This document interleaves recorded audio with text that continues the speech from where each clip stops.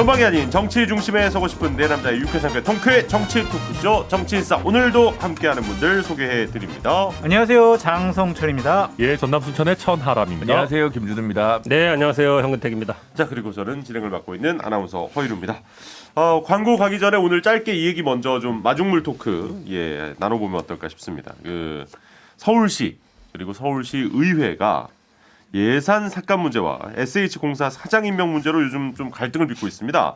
특히 그 TBS 교통방송 예산 관련해서는 김어준 씨에 대한 보복 아니냐 뭐 좀 사실 이런 얘기가 좀 나오고 있는데 거의 그 제작비를 90%가 넘게 깎아버렸어요. 그리고 또 화제가 됐던 게 하나 있었죠. 버스에서 TBS는 들지 마라.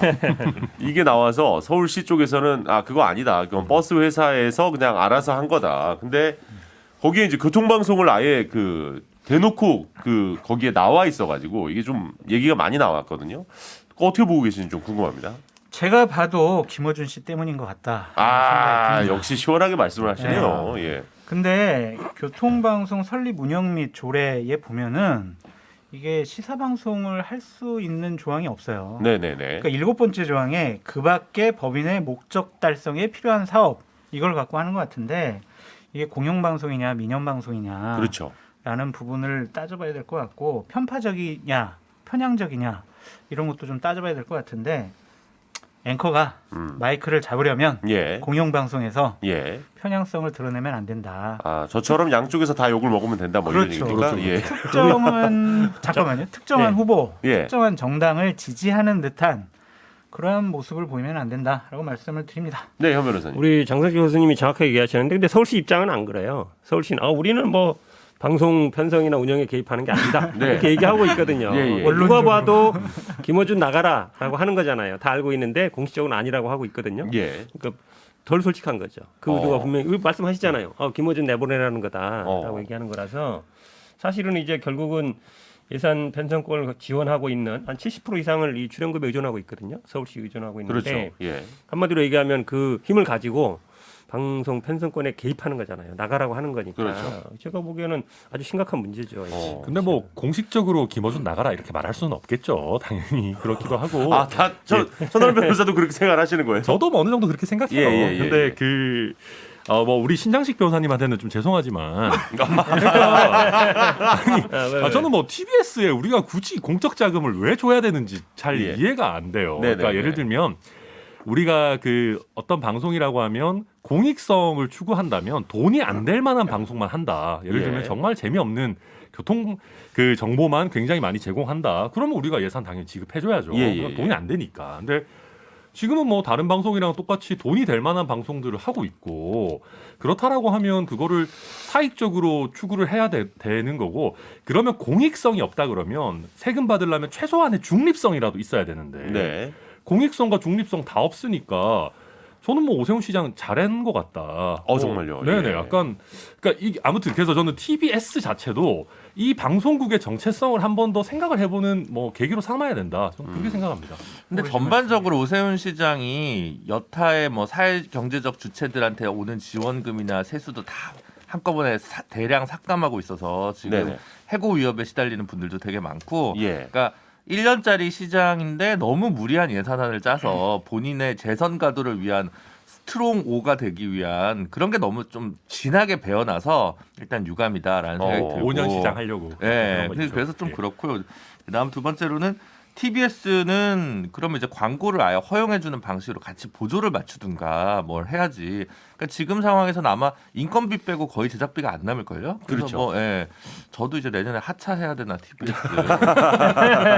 저도 출연료가 많이 방송국 중에서도 사실 출연료가 낮은 편입니다. 낮은 편인데 이제 뭐 올려달라고는 못하고 이제 내려야 되겠더라고요. 근데 그래서 좀 전반적으로 이 뭐 언론이냐 아니냐 뭐 이런 문제를 떠나서 민주당 시정에 관한 흔적 지우기에 너무 많이 나서고 있는 거 아니냐 오세훈 시장이 그런 부분이 저는 좀 유감스럽습니다. 잘못된 거를 바로잡는 과정이다라고 말씀드려요. 항상 할 때마다 이제 야당에서 얘기하는 게 있어요. 절차를 지켜라.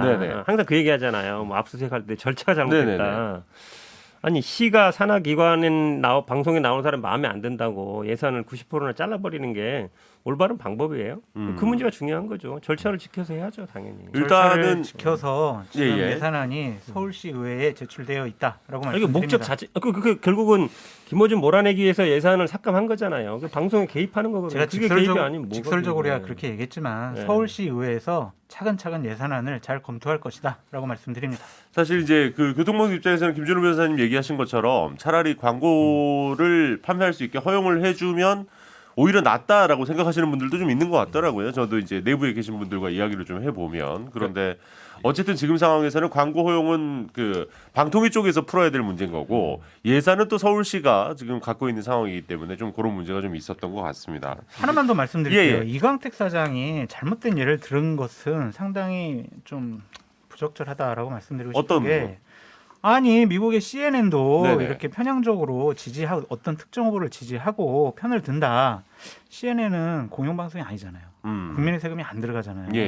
미국이나 다른 나라도 공적인 자금, 세금이 들어가는 쪽의 방송은 그렇게 특정 후보를 편향적으로 지지하거나 편들지 않습니다. 네, 맞아요. TBS 같은 거. 편향적이지 않은 MBC와 함께하고 계시고요. 자, 자 이제 마지막 토크 여기까지 하고 잠시 광고 듣고 오늘의 본격적인 이야기 한번 시작해 보도록 하겠습니다.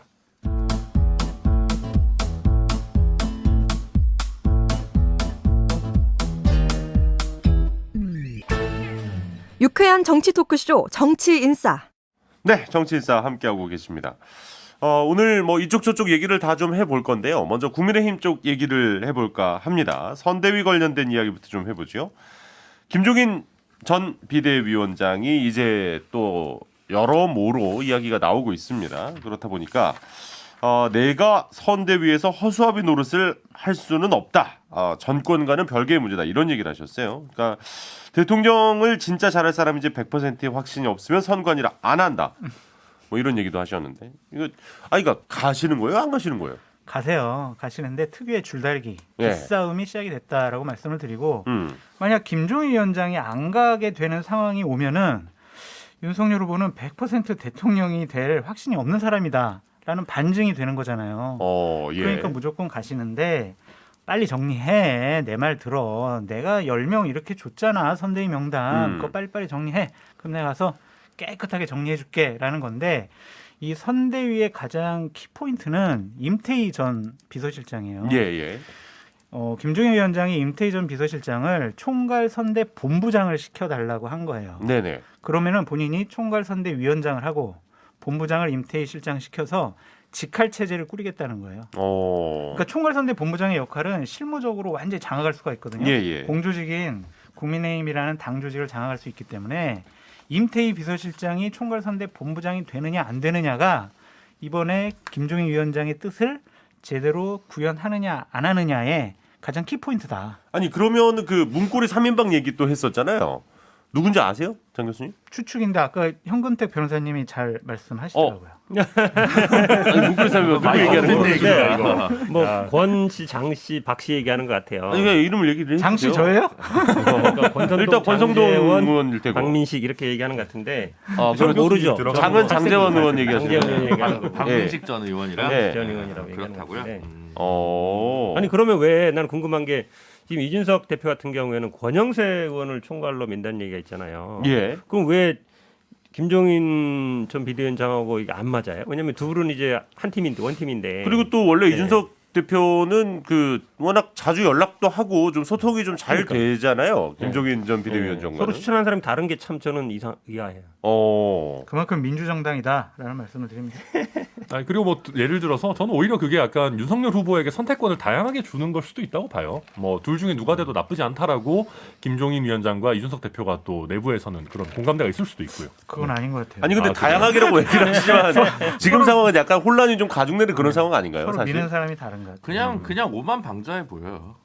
그러니까 다 누가요? 이긴 거예요. 아니 국민의힘 다 이긴 거라고 생각하니까 이제 선대위에서 누가 무슨 자리 차지해가지고 나중에 농공행상 잘 받고 싶다 이런 거밖에 안 보이거든요. 그러니까 이게 무슨 진짜 정당 내에서 건강한 논쟁이어서 우리 지금 복지 정책이 너무 좌클릭했다 뭐 이런 논쟁을 한다든가 아니면 우리가 지금 호남이나 여성이나 중도층에 지금 소구력이 안 되니까 그런 후보를 소구력 있는 후보를 뭐 만치자 이런 게 아니라 그냥 내 사람 넣을래, 네 사람 넣지 마, 뭐 이런 거잖아요. 그럼 가장 오만방자하고 비생산적인 논쟁이어가지고. 아니 근데 정말로 이기기 위해서 좋은 사람을 안 치려고 하는 걸 수도 있잖아요. 그게 어떻게 오만방자예요? 국민 입장에서 보면 쟤나 뭐 이런 거지. 누가 잘하는지. 이거는 김 변호사님 일단 뭐 중도 확장성이 있는 후보를 안 칠 수는 없고요. 그러니까 후보는 이미 정해졌고. 후보는 중도 확장성이 없다고 얘기하시는 거예요? 이미 충분히 갖추고 있고요. 그래서 호남 뭐 여성 다 좋고요. 근데 이게 내부에서 보면 선거 캠페인의 방향성을 굉장히 좀 정할 수 있어요. 네. 그러니까 예를 들면 김종인 위원장과 이준석 대표 팀으로 가게 되면 조금 더 공중전 그리고 그렇죠. 중도 확장적인 어떤 방향성을 가지고 가는 거고, 네네. 그다음에 기존의 윤석열 후보 캠프의 경선 단계에서부터 주변에서 도왔던 분들은 조금 더 이제 예전 스타일의 뭔가 조직력 이런 것들 그리고 조금 더 우리 전통적인 지지층에 어필하는 이런 네. 방향성을 가지고 계신 분들이 많거든요. 그러니까 이게 단순히 누가 이 농공 행상이나 자리를 가져가느냐의 문제도 있지만 짧게는 이 대선에 임하는 국민의힘의 방향성, 길게는 대선 이후에 국민의힘이라는 정당의 주류가 어떤 방향이 될 거냐를 네. 가늠하는 하나의 지금 굉장히 그 오징어 게임의 줄다리기 같은 그 안에서는 내부의 헤게모니 싸움이 지금 치열하다고 봐야 되는 아니 거죠. 그러니까 저는 예를 들어 윤희숙 뭐 금태섭을 공동 선대위원장으로 넣자 말자 네네. 이런 게 논쟁이면 이제 받아들일 수 있다는 거냐. 네네네. 근데 비서실장이나 뭐 핵심 총괄이 임태희 전 청와대 비서실장이냐 아니면 뭐 그게 장제원이냐 그게 뭐 권성동이냐 이거 가지고 싸우는 건 국민들 입장에서는 네. 이건 뭐 그냥 권력 싸우는 다툼밖에 게 안 보인다는 아니라 거죠. 조율 중. 그리고 그게 다 연결이 되어 있어요. 조율이 안 되니까 지금 불협 파업이 나와서 이게요, 기사가 된 거 제가 아니에요. 보기에는 엄청난 권력 다툼이에요. 자리 싸움이 아니고 권력 다툼이거든요. 예, 예. 왜 그러냐면 지금 말씀처럼 지금 여론이 굉장히 좋거든요. 앞서고 있잖아요. 네네네. 그러니까 어찌 보면 이게 됐을 때 내가 어디를 가야 된다. 한번 들어가야 되거든요. 말들 보세요. 무슨 파리떼, 뭐 하이에나, 뭐 자리 사냥꾼 나오는 말들이 네네. 보통에서 나올 수 없는 말들이에요. 그렇잖아요. 보통 이렇게까지 얘기 안 하거든요. 민주당도 뭐 보니까 다- 일배 이런 얘기 들어보세요. 하시더라고요. 그러니까 다 몰아내라, 다 쫓아내라. 한마디로 얘기하면 파리떼 모여 있으니까 쫓아내고 네네. 우리가 가서 먹겠다는 얘기거든요. 어. 그럼 그 동안에 캠프에 없었던 당에 있는 사람들, 아니면 외부에 있는 사람들 예. 이런 사람들이 사실은 밀고 들어가서 이제 한마디로 얘기하면 굴러온 돌이 박힌 돌 빼내야 되는데 박힌 돌들은 이제 안 빠지려고 하는 거고. 당연히 그렇겠죠. 그렇죠. 그 다음에 굴러온 돌들은 이제 들어가려는 거고. 이제 그 싸움이 너무 노골적인 거죠. 근데 제가 말씀드린 게 이런 거예요. 사실 선거 끝나면 예. 제일 먼저 모시고 가야 될 분이 홍준표, 유승민, 예. 원희룡. 당연히 그 대선 후보. 당연하죠. 이분들을 먼저 모시고 같이 그 다음에 이제 선대위 외부에서 영입하는 게 순서인데 지금 같이 뛰었던 후보들은 하나도 안 보이고 이 자리 싸움만 하고 있는 거잖아요. 이거는 제가 보기에는 원팀이 아니라 야, 투팀, 이게 쓰리팀이에요. 생각해 보니까 현 변호사님 말씀대로 그 세 분의 그 같이 뛰었던 대선 후보들 예비 후보들에 대해서는 얘기가 전혀 없네요. 만난다는 아니 얘기도 원희룡 후보 같은 경우에는 주말에 만나기로 했고요. 없고. 예. 사실은 홍준표 후보한테는 윤석열 후보가 직접 3번을 연락을 했대요. 아 정말요? 네, 근데 안 받으신 거구나. 홍준표 후보께서 전화를 안 받아 씹었다. 지지자 카톡은 그렇게 바로바로 즉각 답장을 하시던데. 아예 받지도 않으셨다. 아직은 좀 시간이 필요하다. 전화 통화했다는 말은 들리던데 아니에요? 전화했는데 안 받으셨다고. 그래요. 그래서 이제 내일인가 청년의 꿈이라는 그런 플랫폼을 그렇죠. 만드시니까 그 네. 이후에 다음 주에 만나실 것 같다라는. 그 행사장에 가면 되죠. 가면 만나죠. 좋은 생각이다. 네, 네. 가면 되는 거예요. 자꾸 전화 안 받는다 그러지 말고 찾아가야죠. 당연히. 좋은 생각이죠. 집 앞에도 찾아가는데 뭐 행사장 못 가겠어요? 그죠. 이게 방송 시점으로 오늘입니다. 오늘 홍준표 후보가 좀 말씀하신 김에 좀 그 얘기 좀 하죠.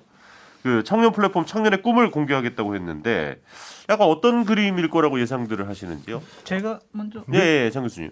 저도 뭐 거기에 좀 참여해달라는 제안도 받았고. 이 사직을 정말요? 제가 그래서 받았다고 제가 하시더라고요. 예. 기쁘게 청년의 꿈. 제가 참여하겠다라고 했고 한마디로 말해서 놀이터예요. 청년들 와가지고 너희들이 와서 즐겁게 놀아. 너희들이 하고 싶은 말, 너희들의 고민 그런 것들 우리 다 듣고 너희들과 같이 고민을 나눌게 그런 거고요. 청년 상담소라는 코너를 해서 예. 청년들의 고민을 좀 상담을 하고 얘기하고. 그리고 흔히 이제 이쪽에서 얘기하는 창당과 관련된 이야기는 아닌 거 전혀 아니고요. 홍준표 후보는 그럴 생각도 힘도 없다라고 선을 그었고요. 그냥 청년들이 자유롭게 놀 수 있는 놀이터를 만들겠다라는 뜻입니다. 그러니까 이게 사실은 지금 국민의힘에서 이준석 대표 개인에 대한 지지를 제외하고는 예. 2030의 지지를 받는 일이 매우 드문 일이에요. 그러니까 지금 윤석열 후보로 그 당 후보가 결정되면서 홍준표 후보를 열광적으로 지지했던 2030 층들이 지금 갈피를 못 잡고 있어요. 다들 계속 막 그럴 바에 차라리 이재명 후보를 찍어야 되냐, 뭐 허경영이냐, 막 뭐 이렇게 막 지금 뭐 갑론을박하고 있는 그런 상황이라서 이분들이 흩어지기 전에 어쨌거나 큰 틀에서 국민의힘의 지지층으로 남아있도록 하는데 아마 홍준표 후보가 그 역할을 하려는 것 같고 또 한 가지는 일단 젊은 친구들이 좋아해주면 좋잖아요. 그렇죠. 그러니까 홍준표 후보가 이걸 좀 즐기는 것 같아요. 그러니까 그 경선 단계에서부터 시작해서 젊은 친구들이랑 같이 호흡하고 이런 부분들을. 근데 일단 국민의힘 입장에서는요. 그 2030 뭐 우리 젊은 층들이 홍준표 내지는 이준석 대표 뭐 이쪽에 지지세가 결국 이제 윤석열 후보에게 표로 가느냐 안 가느냐가 사실 중요한데 그거는요 그분들이 선택해야 될 문제예요. 그분들이 선택하고 판단해야 될 문제지. 홍준표 후보가 그 2030의 지지를 받는다고 해서 야 우리 그래도 정권 교체 중요하니까 윤석열 후보 밉시다라고 하면은요 그분들 반감이 생길 거예요. 네. 그분들 그냥 스스로 판단하고 즐기게 내버려 둬야 된다. 그분들을 가르치려고 하거나 뭐 설득하려고 하거나 그러면은요 그분들 더 떠나갑니다. 저는 저 말에 동의하기 힘들어요. 왜요? 왜냐하면 이미 놀이터가 있어요. 뭐 펜코리아나 이런 데가 이미 놀이터거든요. 거기서 다 얘기하고 모든 게 다 이루어집니다. 소통도 하고 말씀하시는 곳이 이제 커뮤니티들이나 커뮤니티들이 이제 다 하고 있기 때문에 따로 만들 필요가 없어요. 그 안에 놀면 돼요. 이미 거기는 또 홍준표 지지자들이 대부분 모여 있고 왜 따로 만들까? 정치인이 대선 국면에 우리 정상철 교수님처럼 또 훌륭한 또 정치 평론가를 왜 영입해서 만들려고 할까? 거기에 문제가 있는 거예요. 그렇죠? 만약에 뭐 정권 교체를 바라고 윤석열 후보를 도와주고 싶으면 캠프에 들어가서 거기서 조직을 만들면 돼요. 청년 본부라든지. 그게 정상이잖아요. 선거에 도와주는 거는. 그 생각은 아닌 거죠. 분명히. 그렇죠. 지금 현재로서는. 그게 문제인 거죠. 지금. 외연 확장. 하기 싫으니까. 안 하시는 거겠지.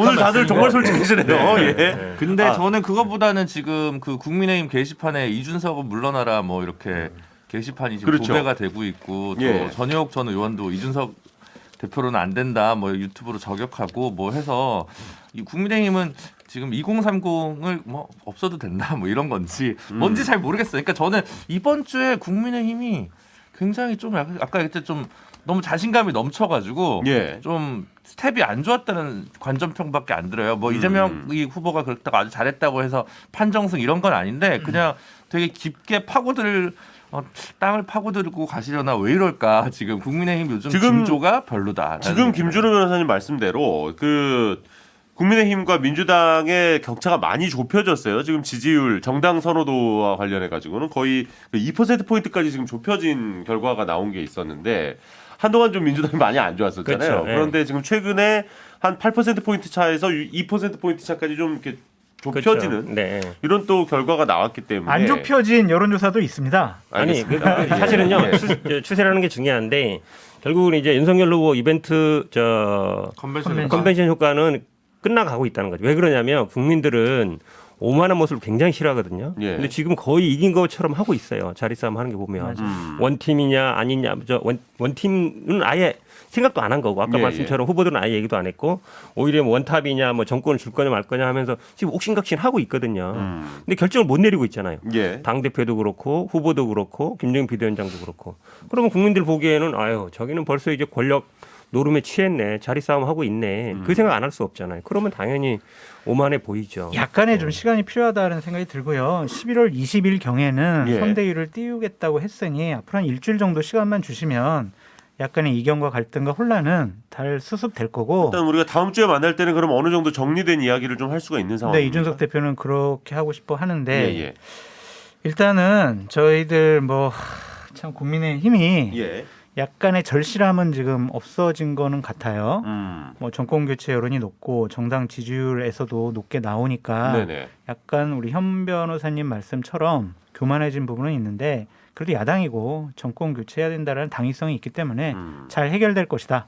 라고 원론적으로 말씀드립니다. 그러니까 저도 이게 정말 원론적인 원론적인 말씀. 진짜 이거 근데 정말 하나만한 말씀 같아요. 아니 근데 정 변호사님께 제가 요거 좀 여쭤보고 하나만한. 아니 그러니까 지금 이준석 대표에 대해서 네. 아니 그 같은 팀끼리 이런 당원 게시판에 지금 요새 비토론이 지금 특히 이제 윤석열 후보 지지층이 그렇죠. 이준석 대표 나가라 뭐 거의 이 정도까지 아주 강하게 좀 얘기를 많이들 뭐 거의 뭐 홈페이지가 마비가 됐다고 하더라고요. 뭐 그 정도로 많이 올리고 있다고 하는데 어쨌든 현직 그 당협위원장이시니까 네. 지금 그쪽 상황은 좀 어떻습니까? 근데 이거는 하부에서만 이렇게 움직이는 거예요. 그러니까 예를 들면 이게 조직적으로 당협위원장들 레벨에서도 이준석 대표를 몰아내자라는 뭔가의 어떤 계획이 실행이 되고 있다라고 하면 저도 걱정을 할 것 같아요. 네네네. 근데 그런 거는 전혀 아닙니다. 왜냐하면 조금만 정신이 똑바로 박혀 있는 사람이라면 지금 윤석열 후보의 부족한 점을 이준석 대표가 채워주는 역할이 있다라는 걸 다 알아요. 그럼요. 그래서 이거는 상층부에서도 삿바 싸움이나 줄다리기는 하지만 이준석 대표 나가라라고 얘기할 사람은 아무도 없어요. 예. 그 순간 그 역할을 대체할 수 없다는 걸 알기 때문에 그래서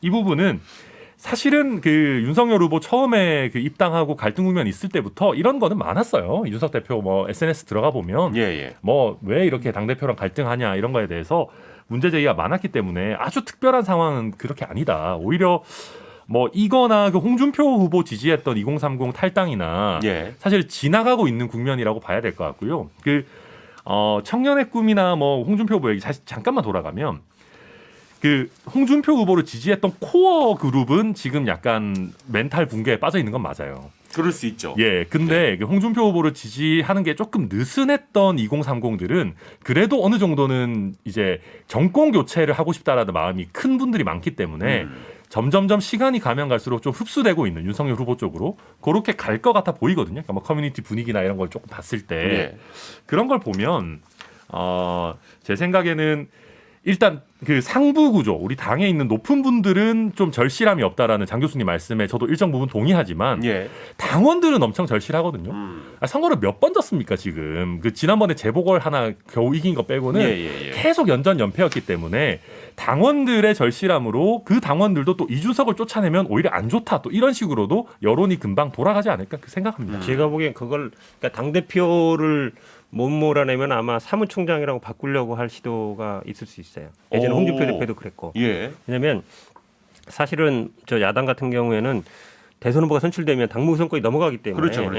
사실 지금 당대표가 윤석열이랑 마찬가지예요. 그러니까 그 윤석열 후보 지지층이 주장하는 바도 사실 지금 말씀하신 지점인데요. 그러니까 이준석 대표가 당무 우선권이 윤석열 후보에게 있기 때문에 왜 네가 이렇게 나서냐 사실 이런 의견들이 되게 많았던 거거든요. 그렇죠. 그러면 아마 당대표를 못 바꾸면 사무총장이나 아니면 뭐 다른 사람들을 바꾸달라라고 이제 요구할 수 있죠. 근데 아마 그거를 보면 저는 과연 이게 얼마나 힘의 역학관계가 보일 수 있다고 봐요. 그러니까 단순히 이제 김종인 비대위원장이야 뭐 들어온다고 해서 그게 꼭 이준석한테 힘이 실리는 모양 될 수도 있지만 당 사무는 사무총장이 쥐고 있거든요. 그렇죠.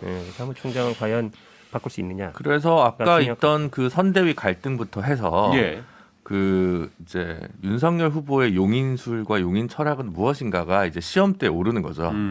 전두환의 용인술을 존경했던 윤석열이 과연 어떤 용인술을 보일 것이냐 정말. 이렇게 보시는 분도 있겠지만 다른 한편으로 사람에게 충성하지 않는다던 윤석열 나에게 충성해라.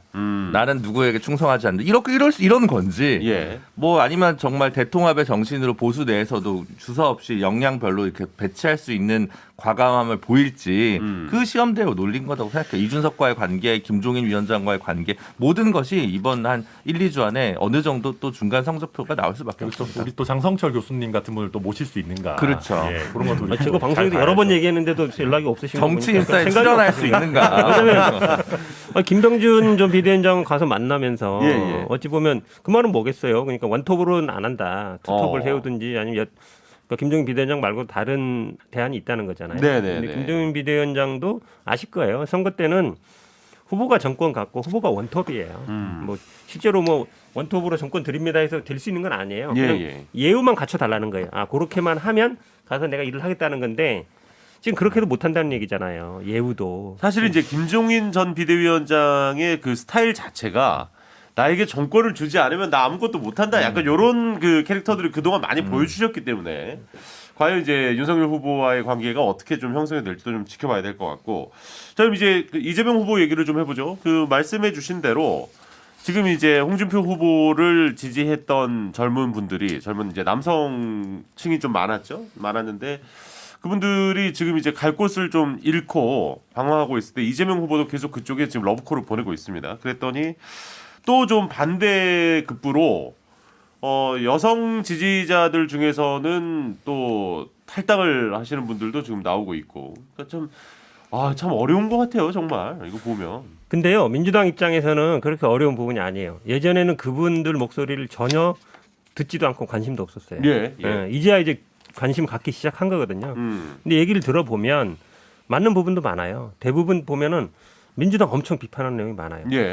180석 줬는데 뭐 했냐. 총선, 지선, 대선까지 줬는데도 못 하는데 또 달라고 하냐. 또 주면 할 수 있겠느냐. 이런 지적이 많고 그분들 지적에 또 보면 부동산 문제 이런 것도 있지만 저는 그 공감 가는 게 있어요. 예를 들어서 요즘은 사실은 여성의 유리천장 얘기하지만 여성 유리천장 자체가 아니라 청년의 오히려 진입이 어렵다. 취업이 어려운데 여성만의 문제가 아니다라고. 그러니까 성별의 문제가 아니다. 그렇죠. 오히려 기회 자체가 줄어들고 있다. 이런 얘기하는 거 있어서 그러니까 아마 이제 이재명 후보도 관심을 갖는 거고 저도 그 커뮤니티 들어가서 글 좀 보거든요. 보면 맞는 말도 있어요. 그러니까 그분들이 하는 걸 중에 그런 얘기들이 있죠. 그러니까 우리나라 사실은 국방의 의무도 저는 개인적인 의견입니다만 국방의 의무도 모든 국민이라고 돼 있어요. 헌법에. 그렇죠. 병역 법원은 남자로 돼 있거든요. 근데 헌법에는 모든 국민이에요. 그러면 여성도 그럼 국방의 의무를 져야 되는 거 아니냐. 예전에는 여성은 애를 낳기 때문에 군대 안 가도 된다 이랬거든요. 지금은 이제 결혼 안 하고 애 안 낳는 놈도 많잖아요. 그럼 다른 방식으로 가야 되는 거 아니냐. 아니면 군대는 아니더라도 사회봉사 해야 되는 거 아니냐. 그런 얘기가 되게 많거든요. 왜 그러냐면 장교나 부사관은 여성이 지원해서 가요. 그렇죠. 갔잖아요. 일반 병과 관련해서. 그렇죠. 근데 왜 그런 일반 병은 왜 못 가냐. 이런 얘기를 하거든요. 그런 얘기 이렇게 쭉 보면 맞는 얘기예요. 틀린 얘기가 아니거든요. 그런 얘기에 이제 관심을 갖기 시작했다. 요거 이제 병역 얘기 나오면 요것만 갖고도 우리가 1시간 넘게 얘기할 수 있을 것 같긴 한데. 역시 이준석 대표의 비서실장 다운 그런 말씀이 아닌가. 저는 이재명 후보의 대변인이신 현근택 변호사님께서 저런 인식을 갖고 있다는 것에 대해서 되게 다행스럽게 생각을 하고 있다. 결국엔 2030의 마음을 얻지 못할 것 같다라는 생각이 들어서 다행이라고 생각하는 게 뭐냐면 2030의 분노는 180석 줬는데 뭐 했냐 이것 때문에 분노하는 게 아니거든요. 왜 분노하냐면요. 조국 전 장관 부부가 아들을 인턴증명서, 딸을 경력증명서 이런 거 위조했을 때 우리는 조국이야. 조국을 우리가 지키겠어. 그러한 공정, 불공정, 정의 이런 것들을 다 버려버렸어요. 그래서 분노하기 시작을 한 거예요. 그리고 안희정, 오거돈, 박원순 이런 분들의 성범죄 사건에 대해서 민주당이 취한 태도가 뭡니까? 그러니까 여성분들이 분노하는 거예요. 그리고 대학을 졸업해도 일자리를 잡을 수가 없고 그래서 결혼도 할 수 없고 그래서 집을 한 칸 마련하기가 너무 어려워진 현재의 상황 이런 것 때문에 분노하는 거지 180석 줬는데 너희들 뭐 했냐? 왜 제대로 개혁 안 했냐? 이거는 잘못된 진단 같다. 계속 그렇게 진단하셨으면 좋겠다. 거기 글을 많이 안 보신 것 같아요. 저는 요즘 들어가서 아마 계속 지금 보는데요. 아마 그 현 변호사님 얘기하신 거는 그 홍카단이라고 일원이라고 얘기하신 분의 글을 이재명 후보가 공유한 그 글에는 이제 이런 내용으로 중심으로 담겨 있는 부분이 있다는 거여서 뭐 이제 그런 것 같은데 근데 그러니까 2030이 어떤 세대냐 뭐 모르죠. 그거 알면 제가 여기 안 있죠. 그죠? 어디 가려고요? 아니 더 뭐 강연하고 다니고 막 정부에서 컨설팅하고 저도 진짜 30대인데도 저도 잘 모르겠어요. 모르죠. 근데 이거는 인것 같아요. 그러니까 지역주의보다는 그 세대의 뭔가 특별한 이슈에 대해서 더 반응을 해가지고 선거를 하겠다. 그러니까 지역주의가 갈수록 옅어지고 있는 장면이 있다라는 건데 정확하게 저는 자신은 없지만 근데 청년 문제라고 얘기하는 것 중에 어떤 거는 뭐 페미니즘 문제도 있지만 사실 계급의 문제, 계층의 문제를 청년의 이름으로 얘기를 하는 거지. 그게 뭐 누구 뭐 엄청 대기업 자제된 2030 아닙니까? 다 그렇죠. 부자의 2030이 있고 빈자의 2030이 있는데 그게 어떻게 2030을 묶어서 하나의 그걸로 느끼는 세대론이 갖는 함정이 분명히 저는 있다고 생각해서 이거는 나눠 가지고 뭐 뭉뚱그려서 얘기하지 말고 필요한 처방을 각각 해야 되지. 그 안에서 갈라치기하고 뭐하고 해서 이런 식으로 접근해가지고는 어느 쪽 뭐 그게 무슨 2030 여성이 됐든 2030 지역에 있는 그 수도권에 진출하지 못해서 약간 뭐 여러 가지로 일자리도 어렵고 뭐 이런 부분 때문에 열패감을 갖고 있거나 낙심한 세대든 뭐 이게 다 다르잖아요. 이제 거기에 맞는 처방을 잘 해야지 뭐 이게 2030이다. 내가 2030을 대표한다. 이렇게 건방진 그런 게 없거든요. 그래서 네네. 그걸 좀 잘 살펴야 될 것 같습니다. 저는 뭐 그 말씀도 맞지만 이게 계급 간의 갈등은 청년층에만 있는 건 아니에요. 그러니까 네. 모든 연령마다 다 계급 간의 갈등이 당연히 있을 수밖에 없고 그 뭐 각각의 처방이 있어야 되는 게 맞죠. 네네네. 근데 그러다 보니까 그 청년층에서 가장 눈에 잘 띄는 이슈가 페미니즘 이슈예요. 가장 뜨겁게 이렇게 대립하고 가장 핫한 분야다 보니까 그렇죠. 제가 예상하기로는 이재명 후보께서 여러 커뮤니티를 직접 보시는 것 같아요. 그러니까 우리 소위 전문용어로 눈팅이라고 하죠. 예, 예. 돌아다니면서 보시는 것 같고 캠프에서 대신 갖다 주는 것 같지는 않아요. 네네. 저는 그래서 이렇게 보시는 것 자체는 높게 평가합니다. 잘하고 계신다고 생각하고. 근데 그러다 보니까 그 또 우리 이재명 후보께서 되게 그 표를 잘 쫓아가시잖아요. 그러니까 꼭 나쁜 의미가 아니라 네네. 여론에 굉장히 민감한데 그러니까 이 커뮤니티에서 그 페미니즘과 관련한 글도 이렇게 뭐 출력하셔가지고 나눠주고 공유하시고 이러는 것 같은데 저는 조금 경고 내지는 좀 걱정의 말씀을 드리고 싶은 게 이거 단기간에 접근했다가는 엄청난 부작용이 나오거든요. 그러니까 이준석 대표 옛날에도 뭐 이런 얘기 했었어요. 보고 요리 같은 거다. 이거는. 예, 예. 그러니까 긴 기간 정확한 포지션을 가지고 네네. 일관성 있게 해야지 이게 사람들한테 먹히는 거지. 갑자기 예를 들어서 2030 남성 거 가져와가지고 돌렸다가 또 이재명 후보께서 이게 화제가 되니까 내가 이 글에 동의하는 건 아니다 그랬잖아요. 그럼 또 2030 남성은 아 이거 뭐냐 이재명 후보 무슨 안철수도 아니고 왜 이렇게 간을 보시냐 이렇게 또 가는 거고. 거기서 또 네, 갑자기 또 안 대표 얘기가 나와요. 그래서 뭐 이렇게 여성분들은 또 아니 민주당이 그래도 나름대로 오고돈 뭐 이렇게 좀 실망은 있었지만 그래도 페미니즘 정당인 줄 알았는데 왜 이렇게 가냐. 저는 양쪽이 더 흔들리는 굉장히 악수를 두셨다. 결과적으로 되게 조심하셔야 되는 부분이다 말씀을 드려요. 저는 그렇게 안 생각하는데요. 왜냐하면 뭐 걱정해 주신 건 고마운데 저한테도 항의하는 분들이 많아요. 갑자기 네. 왜 민주당이 바뀌었냐. 근데 어찌 보면 그동안 무관심했던 거예요.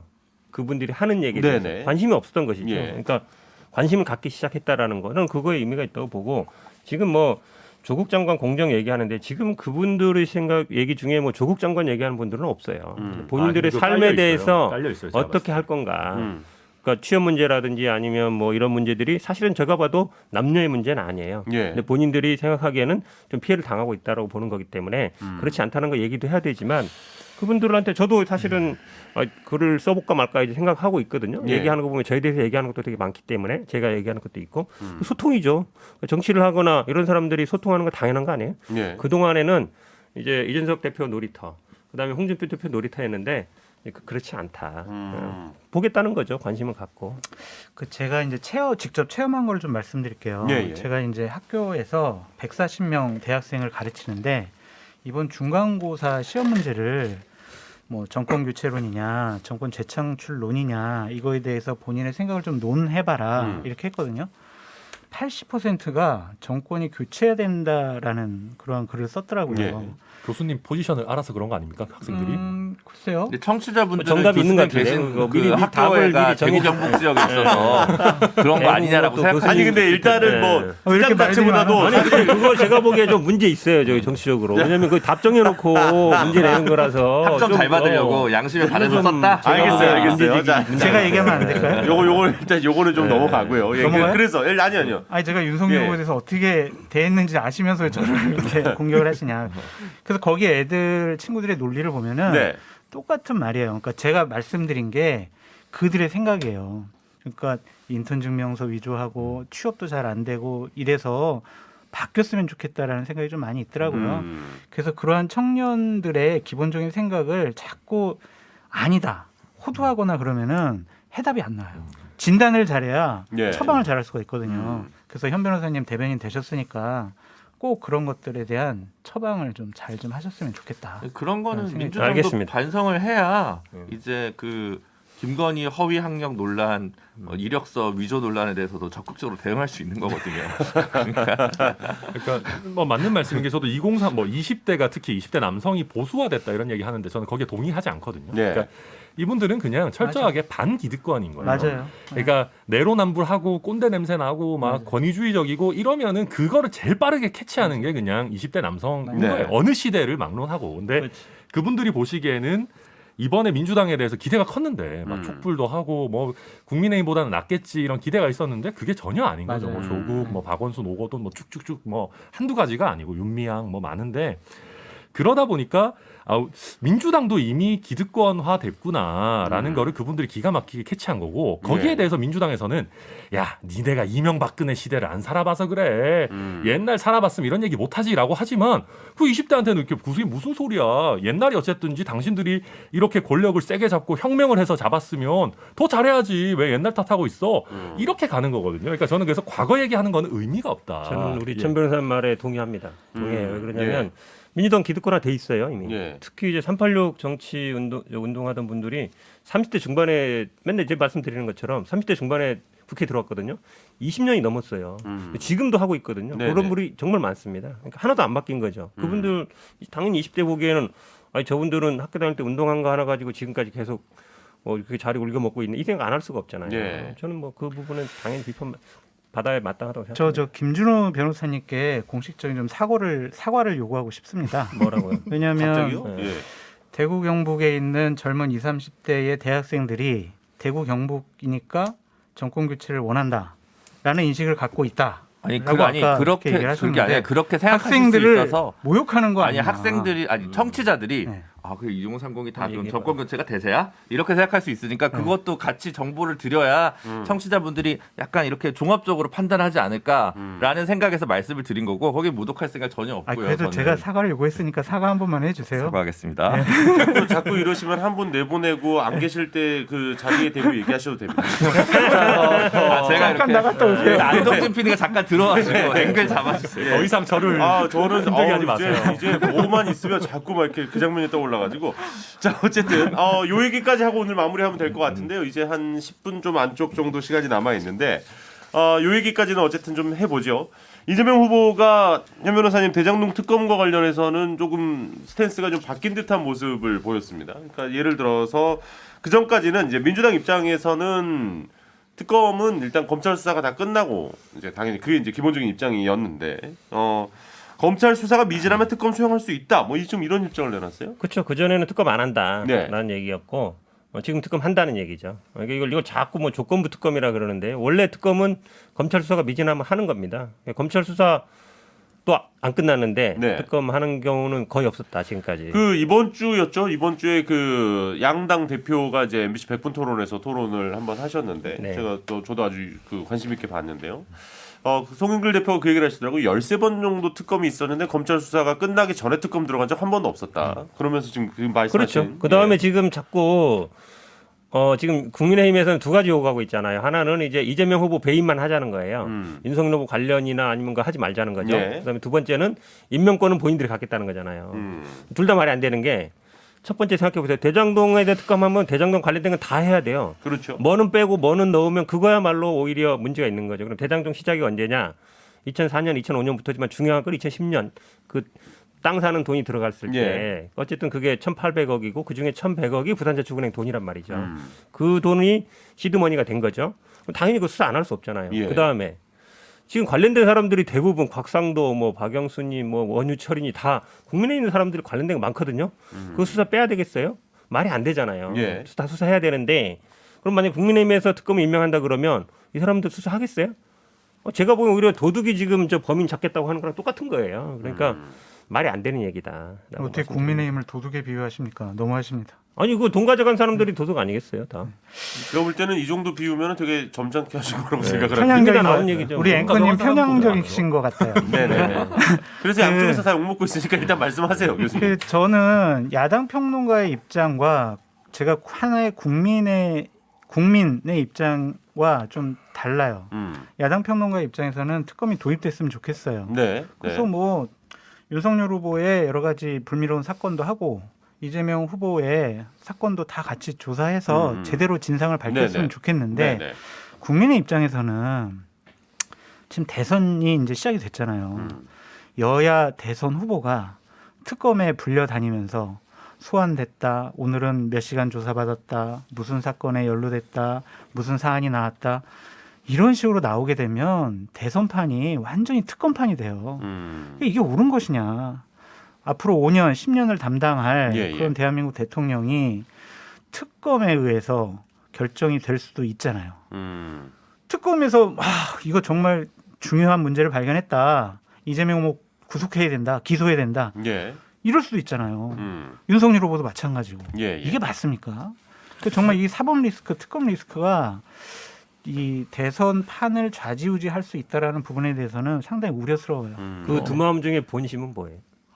본심이요? 네. 본심은 저는 어쨌든 특검을 통해서 사실관계가 밝혀졌으면 좋겠어요. 그게 본 마음인데 네. 되게 우려스럽다는 거죠. 저는 어쨌든 실체 파악이 중요하니까 필요하면 특검 하는 거고 그거는 이제 검찰이 수사를 어떻게 하느냐에 따라서 판가름이 나는 거지 지금 정할 수 없는 거고 근데 분석해보는 입장에서 보면 그래도 이러이러한 경우라면 특검 할 수 있다라고 이재명 후보 쪽에서 이 메시지 낸 게 잘한 거라고 생각해요. 아니 근데 현실적으로 특검이 대선 전에 결론을 내릴 수가 있어요? 쉽지 않죠. 뭐 물론 아주 빠르게 구성한다라고 하면 뭐 불가능하냐라고 하면 세상에 뭐 불가능한 게 어디 있겠습니까? 아니 근데 이게 제가 말씀드리는 건 결론이 나오는 과정이에요. 쉽지 않죠. 그러니까 특검을 뭐 이제 그러니까 인적 구성을 하는 거야. 뭐 대선 전에 충분히 할 수도 있겠습니다만은 어쨌든 이렇게 뭐가 잘못됐다 아니다 뭐 이런 결론이 나오기까지는 대선 전은 현실적으로 좀 어렵지 않을까요? 저는 그래서 이렇게 생각을 해요. 물론 현 변호사님이나 송영길 대표 말씀하신 게 맞아요. 검찰 수사 보고 대부분 특검으로 간다 뭐 그럴 수 있는데요.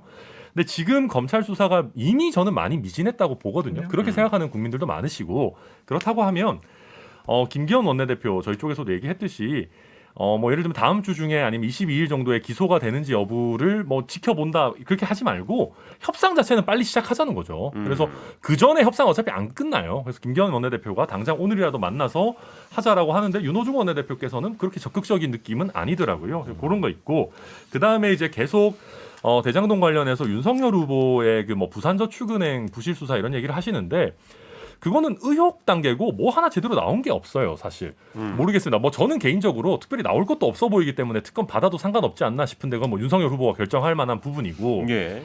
이준석 대표가 얘기하는 건 오히려 그런 거죠. 고발 사주랑 그러면 같이 쌍특검 하자라는 거잖아요. 네네. 저는 그거는 오히려 더 합리적이라고 봐요. 그러니까 양쪽에서 오히려 합리적인 것 같고 또 그러면서 이준석 대표가 양쪽에 대해서 뭐 하는 거는 좀 각자가 임명하자. 예를 들면 국민의힘 사이드를 수사하는 특별검사는 민주당에서 임명하고, 합리적이네요. 예, 그 민주당 부분을 뭐 수사하는 사람은 우리 쪽으로 국민의힘 쪽으로 하자라는 건데 저는 그거 굉장히 합리적이라고 보고요. 실제로 미국에서도 보면 클린턴 르윈스키 스캔들 터졌을 네네. 때 거기도 특검이 뭐 케네스 스탄가 뭐 이런 사람이었어요. 근데 그 사람도 완전 골수 공화당이었거든요. 그러니까 우리도 아예 그냥 이번 기회에 상대방을 조사하는 사람은 그냥 완전히 저쪽 사람으로 해가지고 결론에 대해서 국민들이 좀 납득할 수 있도록 하는 관례를 만들어가는 근데 것도 그게 좋다고 충분히 봅니다. 합리적이라고 보이긴 하지만 이제 이게 대장동 같은 경우는 뭐 원유철 뭐 곽상도 이렇게 껴있는데 그러면 누가 어느 쪽에서 그걸 또 두 개를 쪼개서 따로따로 임명한다는 거예요? 그게 좀 이상하다는 거죠. 그냥 완전히 이재명 특검을 하자. 네. 그리고 천하람을 특검으로 안 치겠다. 뭐 이러면 차라리 이해를 하는데 그럼 이쪽 곽상도 원유철 이쪽은 따로 특검을 해 이상하잖아요. 그러니까 결국은 국회가 합의를 해야죠. 이 고발 사주랑 쌍특검이 안 되는 게요. 고발 사주는 아시겠지만 다 검사예요. 윤석열, 한동훈, 대변인, 손준성, 김웅이거든요. 네. 이분들이 김웅 제일 밑에 마지막이 김웅인데 네. 김웅조차도 다 나온 증거도 기억도 안 납니다. 모릅니다. 완전히 철벽방어하고 있거든요. 그리고 그 당시에 뭐 컴퓨터라든지 핸드폰 하나도 나온 게 없어요. 증거가 예. 실제로. 그러니까 오히려 이제 수사기관은 갖고 놀고 있는 거죠. 그 위로 지금 손준성 넘어서 이제 대변인까지 가냐마냐 이제야 이거 2달 지났는데도 이런 상황인데 예. 대장동은 아시겠지만 서로 살겠다고 이제 폭로전하고 있거든요. 예, 그런 상황이라서 사실은 이 고발 사주 사건은 실체를 밝히기가 굉장히 어렵다. 지금 수사 상황을 특검 해봐야 봤을 때. 세금 낭비일 가능성이 있다. 현 변호사님도 고발 사주에서는 더 이상 나올 게 없다라는 걸 또 아니 인정해 그러니까 주신 게 김웅 아닌가. 예. 의원 자체가 말도 안 되는 생각하면서도 사실은 그 방어하고 있는 거거든요. 그 예. 윗선으로 못 올라가게. 예. 그런 어떤 상황이 있어서 이걸 특검한다고 해서 공수처가 사실은 특검 역할을 하는 거 있는 거거든요. 그렇게 본다 그러면 고발 사주는 하고 싶을 거예요. 왜냐하면 해도 나올 게 없으니까. 예. 근데 지금 본부장 걸린 게 한 10건도 더 되잖아요. 예, 그러니까 그런 거는 다 검찰 수사 결과 봐야지 뭐 하고 퉁쳐서 한다. 제가 보기엔 그건 뭐 논리적으로 안 맞아요. 저는 김준호 변호사님 말씀하신 지적은 되게 일리 있다고 생각해요. 대장동 같은 경우는 이게 진영을 가르지 않고 여야에 있는 사람들이 여러 헤쳐먹는 데 도움 준 사람들이 많아서 예. 그거는 제가 봐도 편을 딱 나누기가 쉽지 않은 부분이 있어요. 예를 들면 박영수 특검이 그러면 여냐 야냐 좀 애매한 부분이 있거든요. 그게 국민의당 추천이었고 물론 박근혜 대통령을 수사를 했었습니다마는 그래서 저는 이 부분의 인선이 쉽지 않다라는 거는 이해하는데 실무적으로 그렇기 때문에 이게 복잡하니까 좀 민주당과 국민의힘도 열심히 좀 협상을 해서 수사팀을 좀 나누거나 예를 들면 수사팀장도 그러면 주로 민주당 쪽 타겟을 하는 사람은 예를 들면 뭐 국민의힘 소속에서 뭐 특검 보를 아니면 뭐 특검 뭐라고 하죠, 뭐 차장 같은 사람을 이런 사람으로 하자. 뭐 그런 국민의힘 쪽 뭐 곽상도를 비롯해서 뭐 원유철 이런 쪽 사람들은 그러면 요쪽에 뭐 우리 김준호 변호사님 같은 분 아니면 현근택 변호사님 같은 분은 모시자라는 어떤 좀 디테일한 그런 협상들도 저는 해보는 게 필요하다고 봅니다. 이게요 결국은 지금 박영수 특검도 여기서 고문하다가 특검 간 거거든요. 그리고 그다음에 뭐 100억이 어땠는지 얘기하고 있는 거잖아요. 결국은 특검을 해도 검찰 출신이 할 가능성이 99% 이상이고 특검을. 근데 지금 이 사건에 관련된 사람들은 법조인 중에 90% 이상이 또 검찰 출신이에요. 그렇죠. 그렇죠. 알잖아요. 네네. 그러니까 사실은 쉽지 않아요. 검사 출신 누가 와도 그 사람들 우리가 다 알고 있는 뭐 50억 클럽 6명도 대부분 법조인들이잖아요. 제가 뭐 오히려 외국에서 데리고 온 몰라도 쉽지 않아요. 특검을 해도 이분들 밝히기는 현실적으로 제가 보기 그런 문제가 될 거예요. 아 이게 과연 이제 특검까지 갈지가 이제 관심이 있는 분들이 제법 많으실 것 같긴 한데. 일단 지금 오늘 얘기를 들어보니까 현실적으로 쉽지 않은 부분들이 좀 많이 보이긴 하네요. 현실적으로 쉽지 않고요. 결국엔 정치 공방만 왔다 갔다 할 거다. 그래서 되게 소모적인 일이 될 것 같다라는 생각이 듭니다. 알겠습니다. 자, 벌써 시간이 이렇게 됐네요. 오늘 또 아주 다양한 얘기 해봤습니다. 뭐 이제 홍준표 후보 얘기부터 이제 이재명 후보 얘기까지 이렇게 쭉 와봤는데 과연 지금 오늘 말씀해주신 대로 다음 주면은 일단은 또 그 국민의힘 쪽은 어느 정도 이제 그 대선과 관련해서 좀 이 선대위가 정리가 좀 될 것 같아서 다음 주에는 우리가 또 그 얘기를 좀 할 수 있지 않을까 이런 생각이 듭니다. 허영코님 궁금한 게 있는데 왜 이렇게 눈이 빨가세요? 눈물이 납니다. 나라 걱정이 많으신가 봐. 걱정에 눈물이 납니다. 자, 네 분 오늘도 함께해 주셔서 감사드리고요. 저희는 또 다음 주 토요일에 뵙도록 하겠습니다. 고맙습니다. 감사합니다. 감사합니다.